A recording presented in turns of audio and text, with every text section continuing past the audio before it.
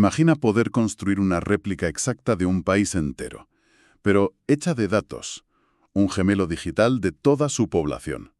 No solo para saber cuánta gente hay ahora mismo, sino para simular dónde viven, qué edad tienen, cuándo nacerán sus hijos e incluso a qué pueblo se mudarán el año que viene.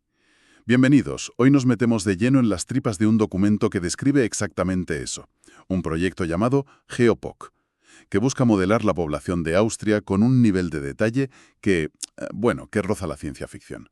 Los materiales que tenemos delante provienen de un artículo científico, una colaboración entre la Universidad Técnica de Viena y la empresa DWH GmbH. Y nuestra misión hoy es desgranar cómo un equipo de científicos transforma un auténtico caos de datos públicos.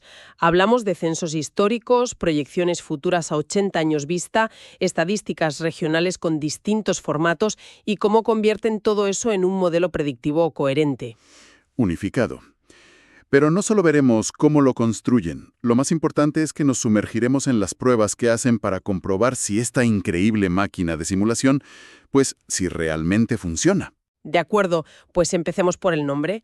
Generic Population Concept, concepto genérico de población. A mí la palabra genérico me llama la atención. Suena a que es una solución un poco de talla única. Aunque lo apliquen en Austria, la idea es que esta receta podría servir para cualquier otro lugar, como si fuera un motor que puedes poner en distintos coches. Exactamente esa es la idea, y es la clave de todo el proyecto. El problema fundamental que GeoPoc intenta resolver es lo que en el artículo llaman la armonización de datos. Imagina que tienes piezas de puzzle de cajas diferentes. La Oficina de Estadística Nacional te da una pieza muy detallada, la población por edad, año a año y sexo para todo el país. Pero luego, la proyección para el año 2100 solo te da el total de habitantes por grandes regiones. Y las estadísticas de nacimientos te dicen cuántos niños nacen en cada distrito, pero no la edad de las madres. O sea, son datos dispares, fragmentados. GeoPoc es el sistema que coge todas esas piezas de puzzle de formas y tamaños distintos y las hace encajar en un único lienzo de altísima resolución. Entiendo la necesidad, claro. Es como intentar montar un mueble con instrucciones de 3 fabricantes distintos. Un lío. Pero aquí hay algo que me inquieta. Al unificar y armonizar, ¿no se están inventando detalles que en realidad no existen? O sea, si solo sabes el total de habitantes de una provincia para el año 2080, ¿cómo demonios decides cuántos tienen 25 años frente a 26? Me suena a una conjetura muy elaborada, casi a ficción. Esa es la pregunta del millón, y es precisamente donde reside la ciencia de todo esto. No es ficción, es inferencia estadística. El documento dedica secciones enteras a los algoritmos que usan para rellenar esos huecos, un proceso que llaman desagregación. Y hay 2 tipos, el más sencillo es el unilateral. Desagregación unilateral. A ver, suéltalo. Pero no sabes nada sobre las madres. Sin embargo, si tienes una tabla muy detallada de los nacimientos del año pasado, que te dice qué porcentaje de bebés tuvieron madres de 20 años, de 25, de 30, etc. La desagregación unilateral consiste en coger esa estructura detallada del año pasado y sencillamente aplicarla al total que tienes para el año que viene. Vale, entiendo. Es como si supieras la receta exacta de un bizcocho, con sus porcentajes de harina, huevos y azúcar. Y aunque solo te dicen el número total de bizcochos que se harán en una fiesta, usas tu receta para estimar cuánta harina y cuántos huevos se van a necesitar en total. Es una extrapolación inteligente. Asumes que el patrón se mantiene, lo cual parece razonable, al menos a corto plazo. Correcto. Pero donde la cosa se pone realmente fascinante es en la desagregación bilateral. El ejemplo que dan en el documento es perfecto para entenderlo. La migración interna. Tienen un conjunto de datos, una tabla que dice cuánta gente se mudó el año pasado, desglosada por edad y sexo. Pero esa tabla no dice de dónde venían ni a dónde fueron. Y por otro lado, tienen otra tabla que sí dice cuánta gente se mudó de la región A a la región B, pero sin ningún detalle de edad o sexo. O sea, tienes 2 perspectivas incompletas del mismo fenómeno. Y necesitan fusionarlas. ¿Cómo lo hacen? Aquí es donde empiezo a pensar en magia, de verdad. Usan un algoritmo con un nombre un poco intimidante, ajuste proporcional iterativo, o IPF por sus siglas en inglés, pero la idea de verdad es sorprendentemente intuitiva. Piénsalo como un sudoku estadístico de una complejidad brutal. Vale, me gusta la analogía. Desarrolla eso. ¿Cómo funciona ese sudoku? Imagina una cuadrícula gigante. En las filas tienes los grupos de edad y sexo de los migrantes. Y en las columnas tienes el origen y destino del viaje. Por ejemplo, de Viena a Salzburgo. Al principio, la cuadrícula está casi vacía. El algoritmo empieza poniendo números al azar, una primera estimación. Luego empieza a ajustar. Suma todos los números de la fila hombres de 30 años y comprueba si el total coincide con el que le da la primera tabla, la que tiene los datos por edad. Obviamente no coincide, así que ajusta todos los números de esa fila para que cuadre. Pero claro, al hacer eso, ha desajustado las sumas de las columnas, la del viaje de Viena a Salzburgo, así que ahora ajusta esa columna para que coincida con la segunda tabla. Pero eso, a su vez, vuelve a desajustar un poco las filas. Ah, por eso lo de iterativo. Va y viene, ajustando filas y luego columnas, una y otra vez. Miles de veces. Cada ajuste desequilibra un poco el anterior.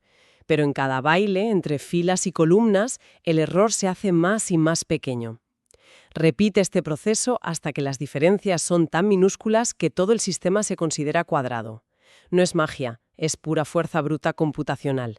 Y al final tienes una matriz completa que te dice con una precisión asombrosa cuántos hombres de 30 años se mudaron de Viena a Salzburgo, respetando todos los datos parciales que tenías al principio. De acuerdo.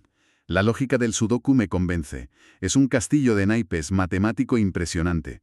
Pero sigo viendo un riesgo fundamental que subyace a todo esto. El modelo asume que los patrones del pasado se repiten. En la sección 6.4, para proyectar los emigrantes hasta el año 2100, admiten que solo tienen el número total previsto por Estado federal. Para todos los demás detalles, edad, sexo, distrito, usan la distribución de los últimos 3 años disponibles, de 2022 a 2024. Esto me parece un punto ciego enorme. Es como conducir un coche mirando solo por el retrovisor. Un evento como una gran crisis económica, un cambio político radical, o una pandemia podría alterar por completo el perfil de quien emigra. Es el talón de Aquiles de cualquier modelo a largo plazo, sin duda. Y aquí es donde el estudio, en mi opinión, pasa de ser bueno a ser excelente. Porque no solo admiten esa debilidad sin tapujos, sino que hacen algo que es una genialidad científica. Que es poner un asterisco gigante que dice, cuidado, esto es una suposición. Algo mucho mejor, le ponen nota. Crean una puntuación de validez para cada parámetro que calculan.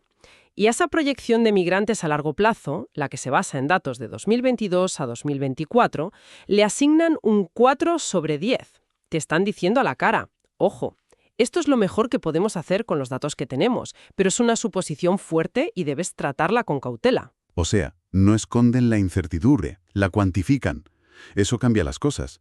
Te dicen, este número es una estimación sólida, pero este otro, cógelo con pinzas. Es una honestidad brutal. Absolutamente. Y aquí empezamos a ver una de las ideas más potentes del estudio, que admitir la incertidumbre, en lugar de debilitar el modelo, en realidad lo hace más fiable y útil. Es la diferencia crucial entre un modelo científico y una bola de cristal, ¿no? Prefieren una suposición educada y explícita a dejar un hueco en el modelo. Y al calificarlo con un 4 sobre 10, alertan a cualquiera que use sus datos sobre la fragilidad de esa pieza en concreto. Vale, entiendo la arquitectura, la fontanería que han montado. Es impresionante. Pero todo esto es teoría si no lo contrastas con el mundo real. ¿Hicieron esa prueba de fuego? ¿Pusieron su gemelo digital a competir contra la historia para ver si acertaba? Lo hicieron. Y aquí es donde todo el esfuerzo cobra sentido. La sección de validación es la prueba definitiva. Compararon los resultados de su simulación con los datos reales e históricos. Y los resultados son francamente impresionantes. En el escenario principal, que llaman SC2 y que incluye todos los componentes, incluida la migración interna, la desviación de la población total de Austria entre los años 2002 y 2025 es de solo un 0,15%. Un momento. Un 0,15% en un periodo de más de 20 años. Eso es un margen de error ridículamente bajo. Es casi perfecto. Pero para mí, la comparación más reveladora es la que hacen con el escenario SC1. Que es el mismo modelo, pero al que le quitan el componente de migración interna. En ese caso, la población simulada de algunos estados federales se desvía hasta un 7%. Exacto. Y ese contraste es la clave de todo. Un 7% de error no es una pequeña desviación, es una barbaridad. Estamos hablando de que, para una región de 1 millón de habitantes, el modelo se equivocaría en 70.000 personas. Eso es la población de una ciudad mediana. Es la diferencia entre necesitar un hospital nuevo o no, entre planificar suficientes plazas escolares o tener un déficit enorme para toda una generación. Exactamente. Y eso demuestra que un modelo puede ser perfectamente correcto a nivel nacional y completamente inútil a nivel local, que es donde se toman las decisiones importantes, ¿no? Es la prueba irrefutable de que no se puede entender la demografía de un país si se ignora cómo se mueven sus habitantes por dentro. La migración interna no es un detalle menor, es un motor fundamental del cambio demográfico regional. Un modelo que ignora que la gente se muda de las zonas rurales a Viena, por ejemplo, puede acertar el total de Austria, pero fallará estrepitosamente en predecir las necesidades de Viena y del resto del país. El modelo S1 podría darte el titular correcto, pero te llevaría a construir el colegio en el pueblo equivocado. En la simulación a muy largo plazo, la que llega hasta el año 2100 y que denominan escenario S5, el modelo tiende a subestimar la población total en un 5% al final del periodo. ¿Y por qué ocurre eso? Si es tan preciso a 20 años, que se rompe cuando miras a 80. Ocurre un efecto de bola de nieve. Pequeñas imprecisiones en las tasas de natalidad y mortalidad proyectadas, que son casi inevitables, se van acumulando. Se magnifican año tras año. Un error minúsculo en la tasa de mortalidad para las personas de 80 años, por ejemplo, no se nota en un año, pero a lo largo de 75 años, ese pequeño error compuesto tiene un efecto visible en la población total. Esto nos recuerda a todos los que trabajamos con modelos que tienen un horizonte de fiabilidad. Es como el hombre del tiempo. Exacto. Te puede clavar la previsión para mañana con una fiabilidad altísima. La del fin de semana será bastante buena, pero si le preguntas qué tiempo hará el 15 de julio de 2050, te dirá, con toda la razón del mundo, que es imposible saberlo con certeza.